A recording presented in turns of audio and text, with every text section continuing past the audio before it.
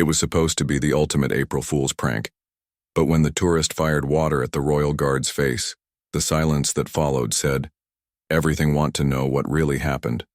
First hit that subscribe button and tell us where you're watching from now. Let's get into it." The morning sun cast long shadows across Windsor Castle's ancient stones as April Fool's Day dawned with unusual promise. Tour buses had begun arriving earlier than normal, disgorging waves of camera wielding.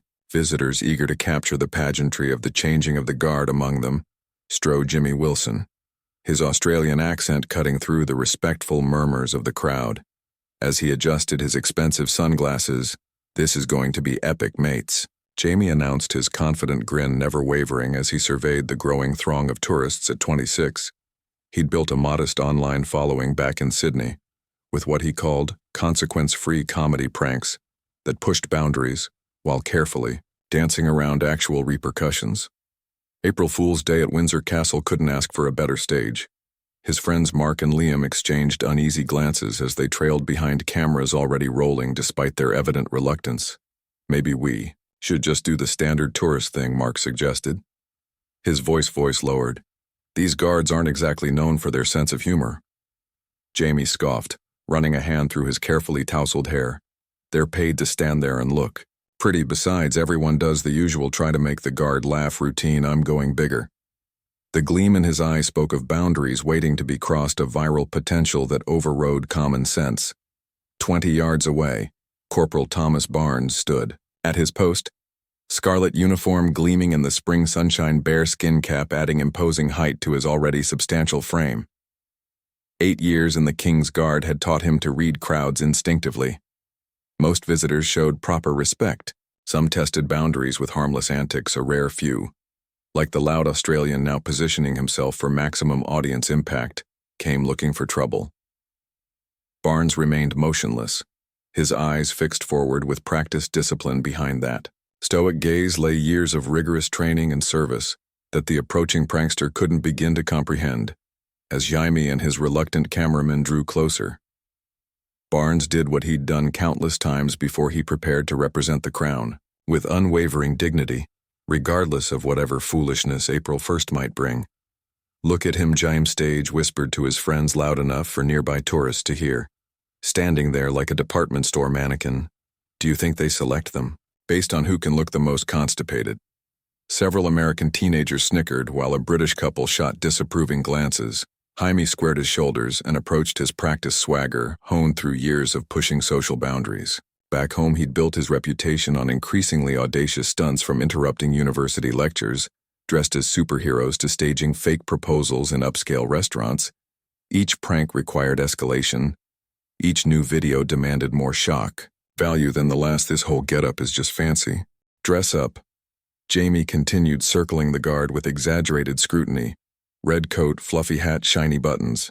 "It's theater, not actual military."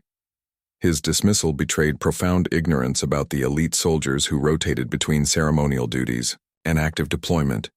"Jamie, seriously," Liam murmured, camera aimed reluctantly at the unfolding scene. "These guys are actual soldiers. I read that they're tourist attractions." Jimmy cut him off with the confidence of someone who'd never faced consequences for his actions. If they were real soldiers, they'd be off doing real soldier things, not playing statue for holiday photos. A middle-aged woman gently pulled her curious children back a few steps, recognizing the signs of impending disrespect. The crowd had begun to shift, some drawing closer in anticipation of entertainment, others creating distance to dissociate from whatever was coming. What Jamie failed to notice in his performance was the guard's eyes, focused, alert, and bearing the unmistakable awareness of someone who'd faced situations far more intense than a tourist's misguided prank. While Barnes maintained perfect stillness, his peripheral vision tracked Jaime's movements with the instinctive assessment of a trained soldier. "Today's plan is genius," Jimmy informed his increasingly uncomfortable friends. "Start small, build up, then deliver the ultimate April Fool's payoff. It'll be legendary." He pulled out his phone, checking the time. "We've got about 20 minutes before I unveil the main event." Mark shifted his weight, camera dipping slightly. "Maybe we should just get some normal photos and move on. There's that pub you wanted to try for lunch and miss my shot at Royal Guard prank. Immortality. Not happening." Jaime's eyes gleamed. with the particular determination of someone who measured his worth in views and reactions. Trust me, this is going to be the one that finally puts us on the map. Jaime began his performance with exaggerated military marching legs, kicking high, arms swinging with comical precision. A caricature of discipline intended to mock its genuine article attention. He barked in a terrible British accent. Royal Guard inspection. A ripple of uncomfortable laughter spread through the gathering onlookers. A family from Japan paused their photo, taking the father gently guiding his children a few steps back from the unfolding scene.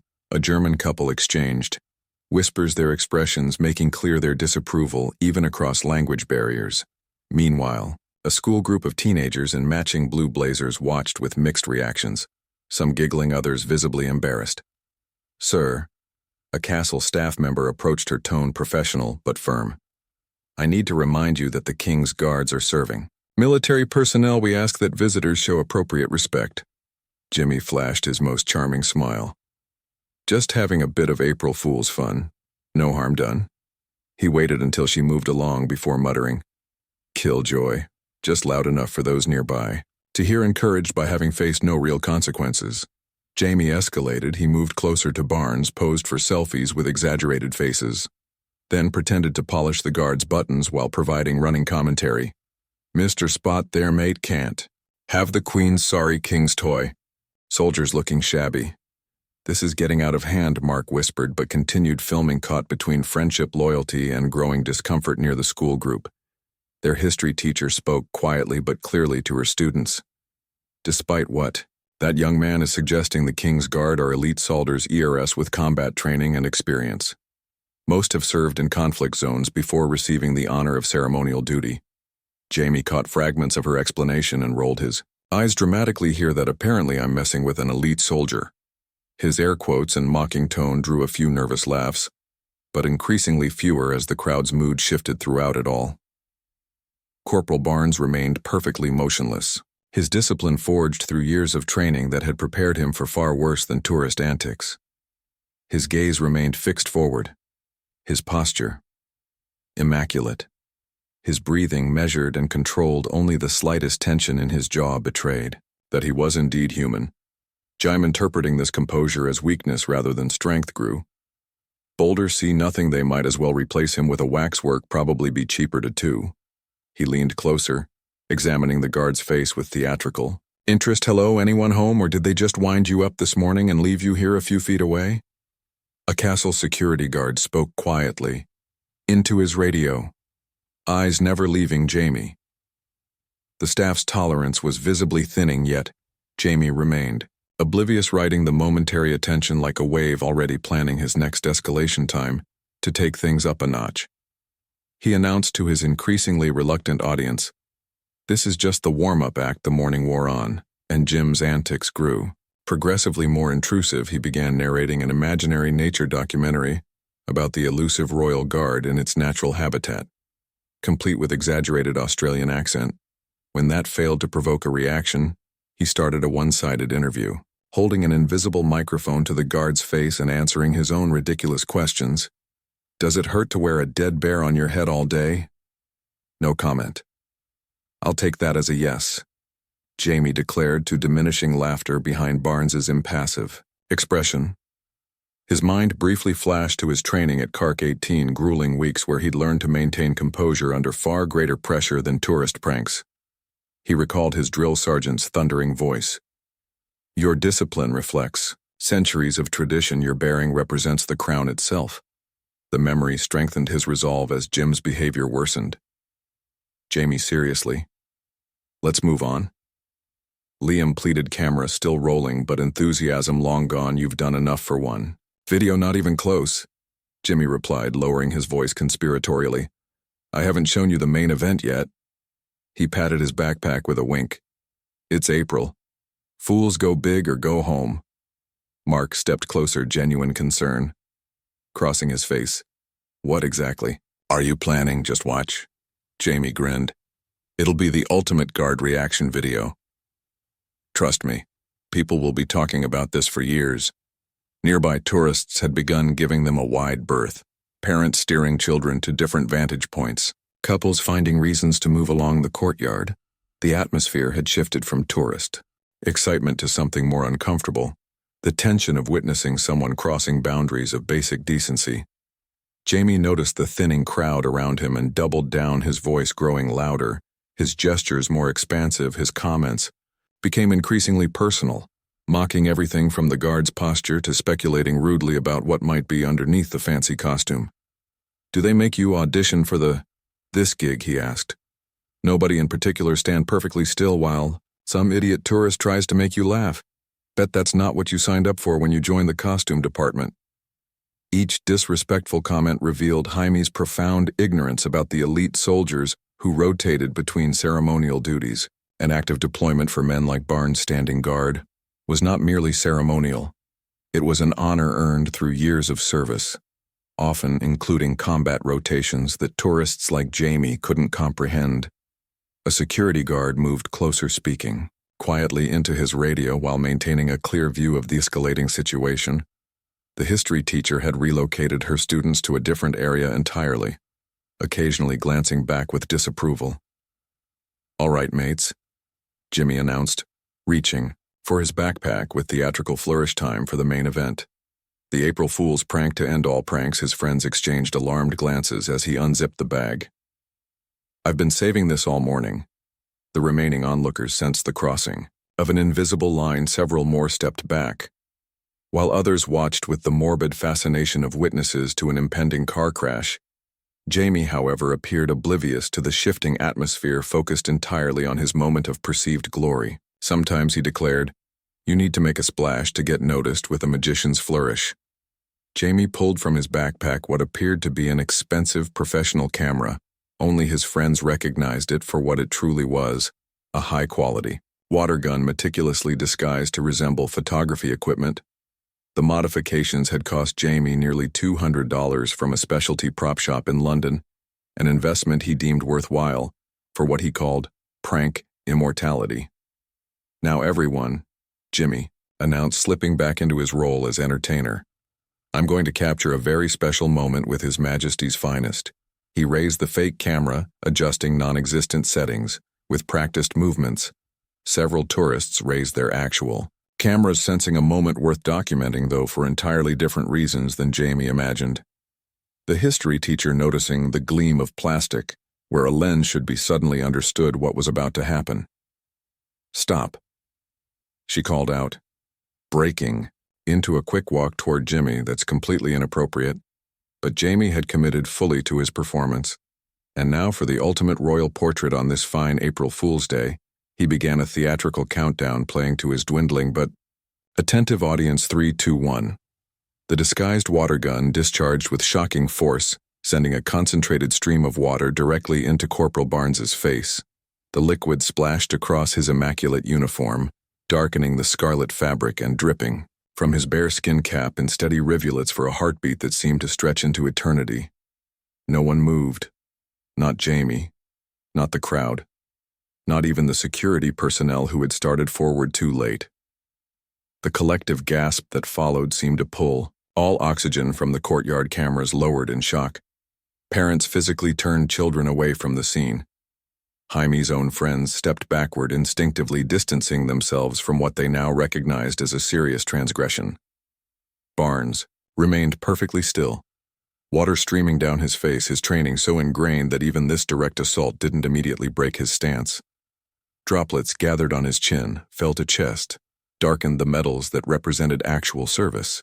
To Crown and Country his eyes, however, had changed, fixed now directly on Jamie with the focused intensity of a soldier who had made a decision. Jaime's triumphant smile began to falter at the edges.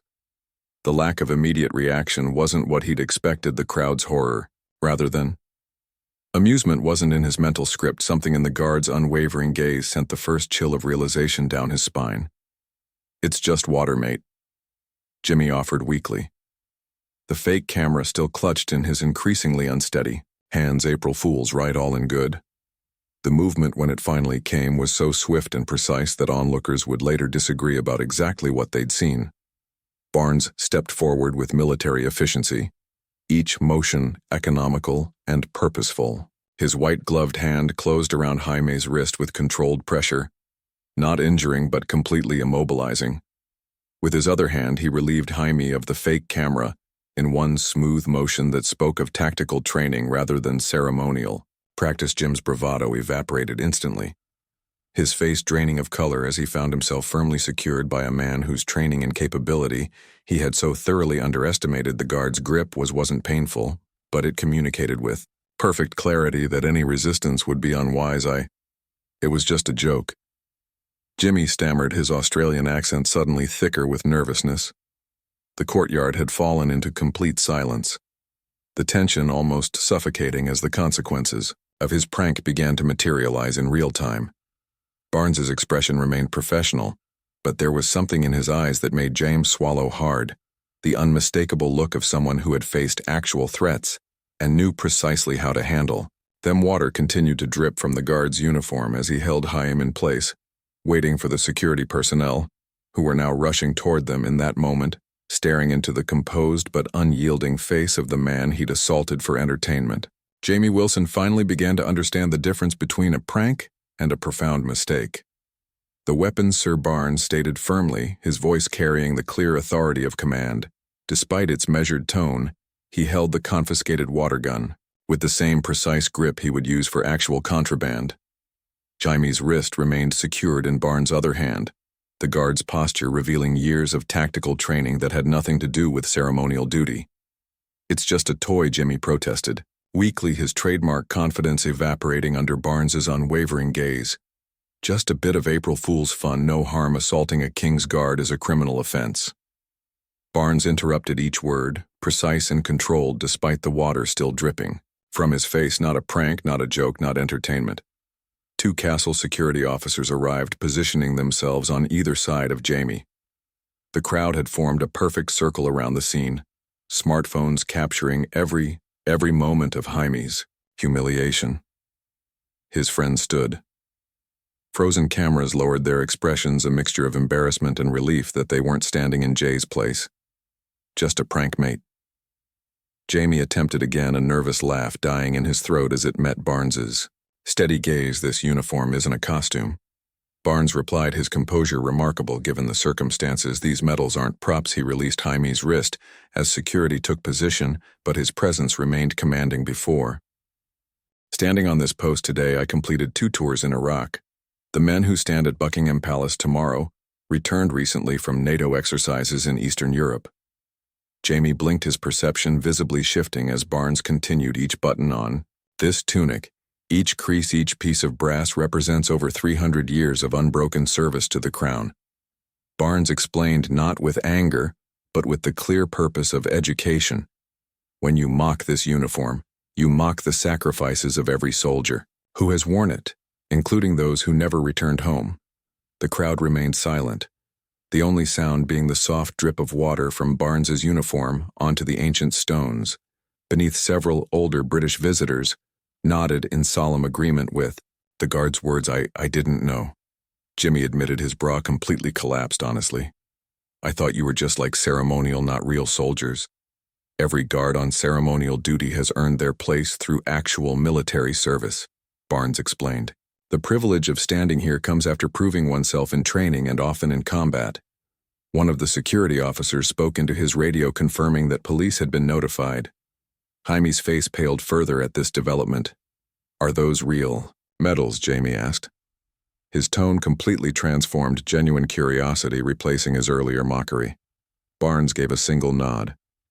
"Kosovo Peacekeeping Mission 2018, Iraq, 2020. "I'm sorry," Jamie said suddenly, the words seeming to surprise even him with their sincerity. "I truly didn't understand who you are. I was being an idiot." The security officer began to guide Jaime away, explaining in low voices the potential charges for interfering with a king's guard as they moved him toward the security office.